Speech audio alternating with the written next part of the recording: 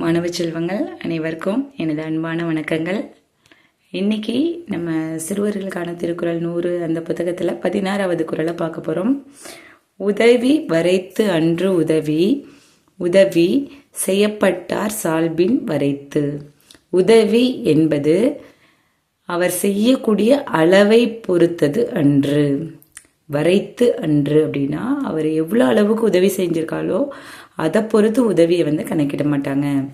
உதவி வேற எப்படி உதவி அப்படின்னா, உதவி செய்யப்பட்டார், உதவி யாருக்கு செய்யப்படுதோ அவருடைய சால்பின் வரைத்து அப்படின்னா அவருடைய பண்பை பொறுத்து தான் உதவிங்கிறது அளவிடப்படும். உதவி என்பது நம்ம செய்யக்கூடிய உதவியோட அளவை பொறுத்து அல்ல.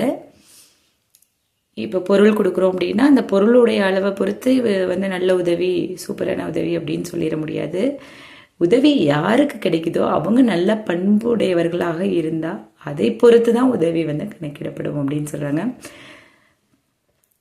அடுத்ததாக, நன்றி மறப்பது நன்று அன்று.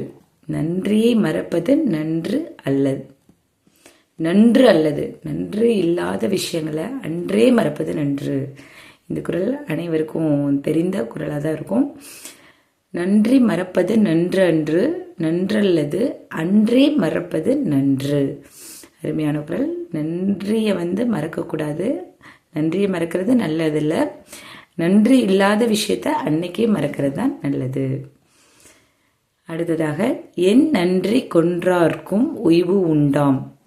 என் நன்றினா எத்தகைய நன்மையை அழித்தவருக்கும், கொன்றார் அப்படின்னா அழித்தவர், கொன்றவர்களுக்கும் உய்வு உண்டு. விமோசனம்னு ஒன்று உண்டு, சாப விமோசனம் அப்படின்னு சொல்லுவாங்க இல்லையா, அது மாதிரி உண்டு. உய்வில்லை செய் நன்றி கொன்ற மகருக்கு. யார் ஒருத்தர் செய்த உதவியை மறக்கிறாங்களோ அவங்களுக்கு எந்த விமோசனமே இல்லை. அப்போ செய்த உதவியை யாருமே மறக்கக்கூடாது அப்படிங்கிறத இந்த குறளில் சொல்லியிருக்காங்க. என் நன்றி கொன்றார்க்கும் உய்வுண்டாம், உய்வில்லை செய் நன்றி கொன்ற மகற்கு.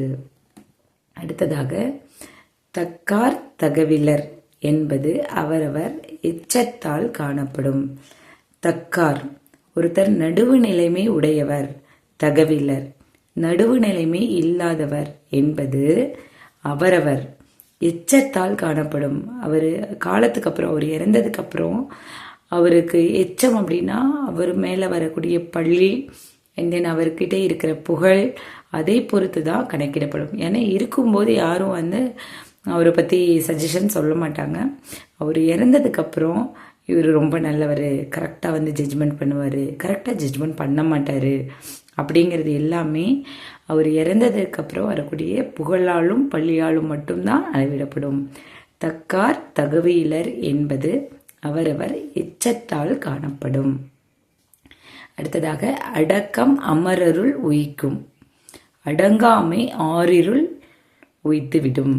அடக்கம் அமரருள், அமரருனா தேவருள்ள ஒருவனாக இருக்க வைக்கும். அடக்கம் நம்ம அடக்கத்தோடு இருக்கும்போது, அடங்காமை ஒருத்தருக்குமே அடங்காமை இருந்தோம் அப்படின்னா ஆறிருள் உய்த்துவிடும். இருள் நிறைந்த ஒரு வாழ்க்கையில் நம்மளை தள்ளிடும்.